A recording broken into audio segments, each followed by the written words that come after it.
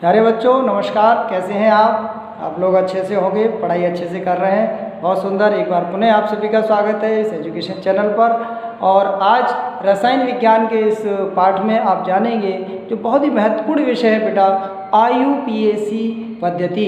ये IUPAC पद्धति क्या है और नामकरण कैसे करते हैं हम कार्बनिक यौगिकों का, ये सब आज इस वीडियो में आप अच्छी तरह से सीखेंगे। लेकिन इस वीडियो को हम शुरू करें उससे पहले मैं आपसे एक अनुरोध करूंगा बच्चों कि इस वीडियो को आप अंत तक पूरा देखिए, तभी ये समझ में आएगा। क्योंकि ये नामकरण की पद्धति आपने देखा होगा कि अलग अलग वीडियोस में आप लोग बहुत सारे शॉर्ट ट्रिक से भी लोग बताते हैं कि बहुत आसान तरीका है, शॉर्ट ट्रिक है। तो शॉर्ट ट्रिक बेटा वो जो होती है वो कहीं कहीं एक दो जगह तो चल जाती है, लेकिन सब जगह अप्लाई नहीं होती हैं। तो इसका एक सरल तरीका क्या है और सही तरीका क्या है वह हम आपको आज इस वीडियो में बताने जा रहे हैं। तो आप मेरे साथ रहिए और इसको ध्यान से देखिए, अच्छी तरह देखिए। तो आइए शुरू करते हैं कि IUPAC पद्धति क्या है। इससे पहले हम ये बात करें तो ये जाने कि कार्बनिक यौगिकों का नामकरण कहाँ से शुरू हुआ।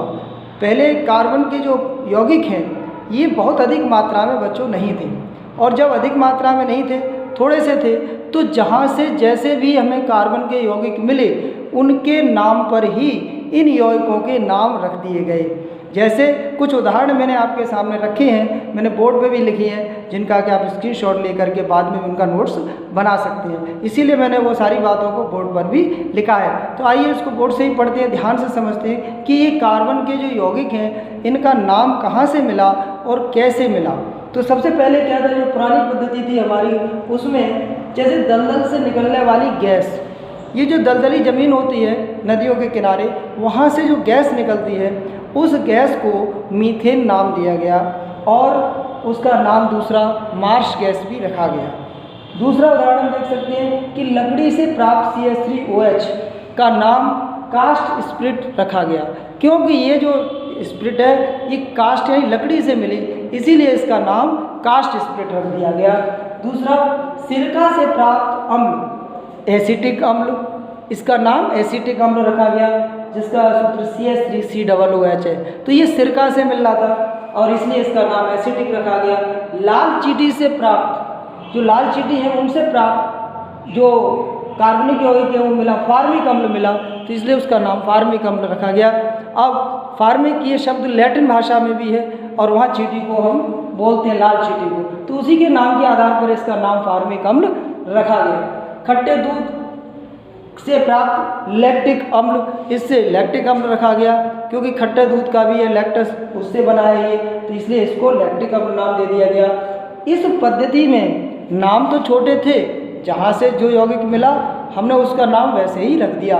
ये प्राचीन पद्धति थी, इससे नाम तो छोटे थे, लेकिन इन नामों के साथ एक दिक्कत क्या थी वो थोड़ा समझिए। मैंने लिखा है इस चीज़ को कि इस पद्धति से यौगिकों के नाम छोटे तो अवश्य थे, छोटे तो अवश्य थे, परंतु यौगिकों के अवयवी समूहों, जो यौगिक है उसके अवयवी समूह यानी उसके अंदर जो समूह है उन समूहों में बंध, संरचना, इनका कोई भी संकेत नहीं मिलता। यानी उसके जो यौगिक के तत्व हैं, यौगिक के समूह हैं, यौगिक के अवयव हैं, उनके बीच संरचना क्या है उसका कोई भी संबंध इन नामों से स्पष्ट नहीं होता था। ये इन नामों के साथ एक दिक्कत थी। इसको दूर करने के लिए जिनेवा जो पद्धति का विकास किया गया और इस पद्धति में शुरुआत की गई, और अंत में इसी पद्धति में जो जिनेवा पद्धति है ये सन 1957 में जिनेवा पद्धति के नाम से इसको माना गया, जिसका नाम दूसरा IUPAC रखा गया। अब ये IUPAC इसका पूरा नाम क्या है ये भी जान लीजिए, मैंने लिखा है आपके लिए। I से है इंटरनेशनल, I से इंटरनेशनल, U से यूनियन, P से pure of pure, and A से अप्लाइड और C से केमिस्ट्री। तो इसका जो पूरा नाम निकल के आया बच्चों क्या निकला, international union of pure and applied chemistry.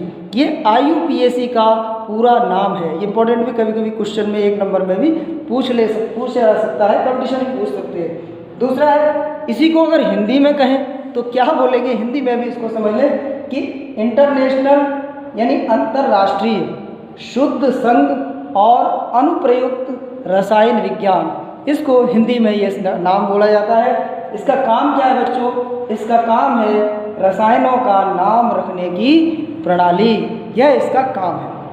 ये IUPAC का थोड़ा इतिहास रहा और IUPAC क्यों आया, क्या है, ये हमने यहाँ चर्चा की। अब जानेंगे कि IUPAC का नामकरण हम किस प्रकार से करते हैं। IUPAC नामकरण को जानने से पहले कुछ बातों को हम सीख लें या और कुछ बातों को हम तैयार कर लें तो बेटा नामकरण करना बहुत आसान हो जाएगा।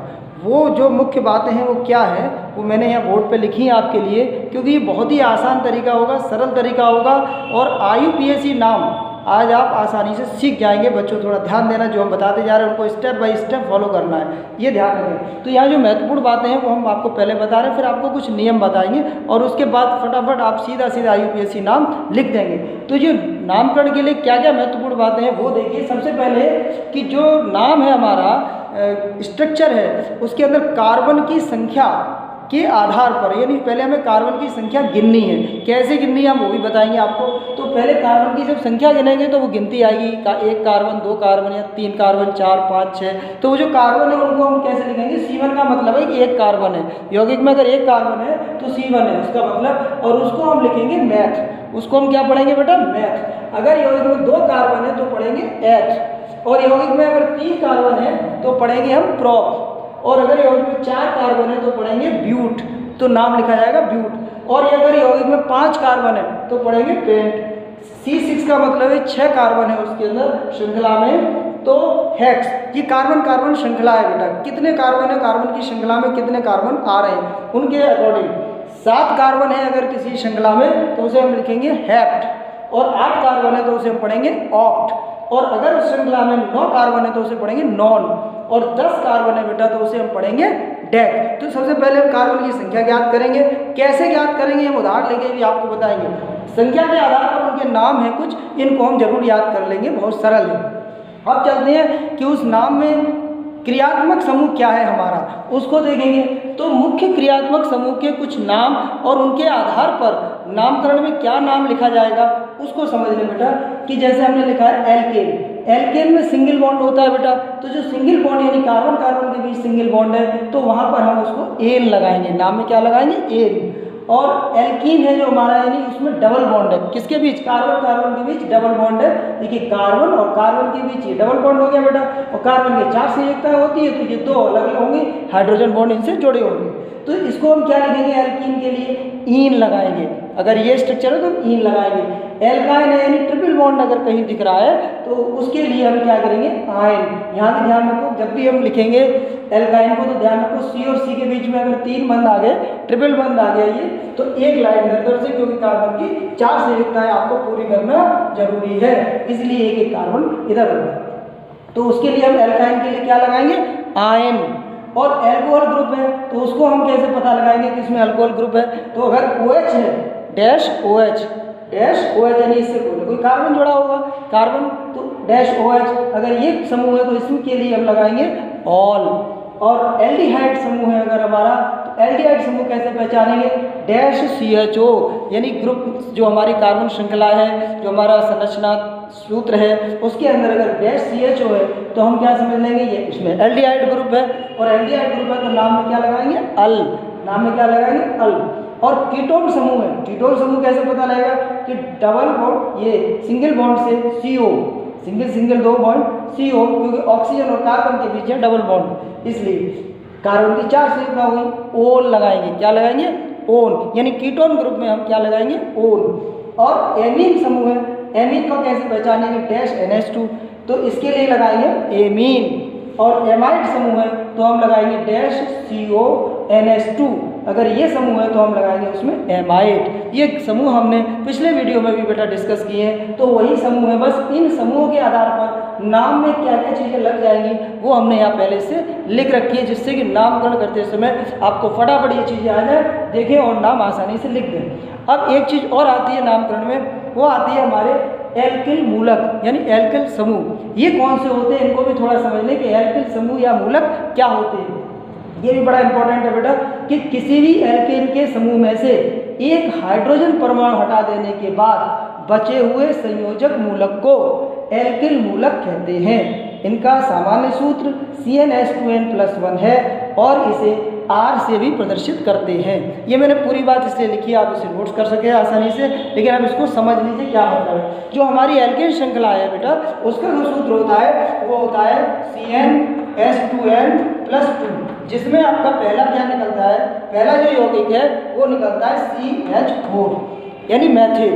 अब इसमें से देखो क्या कह रहा है, किसी एल्केन समूह में से, ये एल्केन समूह में पहला CH4 आएगा, दूसरा क्या आएगा C2H6, तीसरा क्या आएगा C3H8। इस तरह से हमारा ये एल्केन का समूह आएगा। अब ये क्या कह रहा है, एक हाइड्रोजन परमाणु किसमें से, इस समूह में से, अगर इसमें से एक हाइड्रोजन परमाणु निकाल दें तो इसमें से निकाल दो बेटा, क्या बचेगा CH3, एक H कम हो गया। पहले इसमें से निकाल दें तो समूह क्या हो गया CnH2n+1। इसीलिए इसका सामान्य सूत्र क्या है, इसका सामान्य सूत्र CnH2n+1 है। ये क्लियर हो गया। अब आप देखिए कि अगर इसमें से एक निकाल दिया तो सामान्य सूत्र क्लियर हुआ। अब इसमें जो हमारा मैथिल से निकल के आया वो क्या बन गया, एक हाइड्रोजन निकाल दो मैथिल बन गया। C2H6 में से भी एक हाइड्रोजन निकाल दीजिए तो क्या बनेगा बेटा C2H5 जो हमारा एथिल है, और C3H8 में से भी एक निकाल देंगे तो भी हमारा क्या बनेगा C3H7। तो यहाँ से भी एक निकल जाएगा। अब इनके नाम क्या होंगे वो मैंने यहाँ स्पष्ट किया, आप डिटेल में समझ लें कि CH4 मैथिल है जिसमें से एक हाइड्रोजन निकल गया तो बन गया CH3 मैथिल, और दूसरा C2H6 एथेन था बेटा जिसमें से एक हाइड्रोजन परमाणु निकल गया तो क्या बन गया C2H5 एथिल। या तीसरा C3H8 प्रोपेन था, प्रोपेन में से एक हाइड्रोजन निकल गया तो बचा C3H7 प्रोपिल, ये प्रोपिल समूह निकल गया। और चौथा है C4H10 ब्यूटेन जिसमें से एक हाइड्रोजन निकल गया तो क्या बचा ब्यूटेन। इस तरह से ये जो हमारे क्या निकल गए बेटा एल्किल समूह या मूलक। आप इसका चाहो तो एक स्क्रीनशॉट ले लीजिए क्योंकि इसको नोट कर लीजिए। IUPAC में ये सबसे महत्वपूर्ण है क्योंकि इन्हीं के माध्यम से आप आसानी से IUPAC नाम लिख पाएंगे। तो एक स्क्रीनशॉट ले लीजिए, फिर हम आगे की बात डिस्कस करते हैं। अब बच्चों एक एक नियम को देखते हैं बेटा, और उस नियम के अनुसार IUPAC नामकरण कैसे करते हैं ये जानते हैं। देखिए सबसे पहला जो नियम हमने लिया है बहुत साधारण नियम बेटा कि कार्बन परमाणु की सबसे लंबी श्रृंखला को चुनते हैं। अगर हमें कोई संरचना दी है तो उसमें हमें कार्बन परमाणु की सबसे लंबी संरचना चुननी है। अब ये लंबी संरचना किस प्रकार चुननी है इसको भी ध्यान दें, उसको समझना है। और साथ में ये हम यहाँ बताएंगे अभी लंबी संरचना कैसे चुननी है। दूसरी चीज़ एक और बात ध्यान देने की है, दूसरा काम क्या है कि चयनित श्रृंखला में कार्बन परमाणु की संख्या प्रदान करते हैं। लंबी श्रृंखला चुन लो और उसके बाद कार्बन का जो नंबर है यानी 1 2 3 4 5 6 हम कार्बन की नंबरिंग कर देंगे। और नंबरिंग किस हिसाब से करनी है, नंबरिंग किस हिसाब से करनी है, श्रृंखला कैसे चुननी है, अब उसको उदाहरण के रूप में देखिए। सबसे पहले मैंने एक उदाहरण ये लिया बेटा, इसमें आप देखो ये कार्बन की एक संरचना दी है। इस संरचना में आप गौर से देखिए CH3 CH CH2 CH CH2 CH3, फिर यहाँ बीच में C से एक और लगा है CH2 फिर CH2 फिर CH3। अब यहाँ देखो आप कि यहाँ बहुत सारे श्रृंखला बड़ी है, लेकिन अब कार्बन की सबसे बड़ी श्रृंखला कौन सी है इसमें ये कैसे जाने बच्चों, इसको देखिए। अगर मैं यहाँ से गिनता हूँ तो 1 2 3 4 5 6, यहाँ 6 ही कार्बन हो रहे हैं। लेकिन लंबी श्रृंखला क्या ये है, नहीं। अब दूसरी देखते हैं कैसे, 1 2 3 4 5 6 7, यहाँ कार्बन कितने हो रहे हैं हमारे पास 7। तो लंबी श्रृंखला कौन सी हुई, ये वाली। इसलिए अब हम कैसे चलेंगे और किधर से शुरू करेंगे। एक बात और ध्यान रखना है कि ये नंबरिंग शुरुआत किधर से करें। नंबरिंग हम वहाँ से शुरुआत करें जिधर हमारे को क्रियात्मक समूह दिया गया है। सिंगल बॉन्ड में तो किधर से भी, लेकिन सिंगल बॉन्ड के साथ भी अगर क्रियात्मक समूह लगा है जिस तरफ, उधर से ही नंबरिंग हमको शुरू कर लेंगे।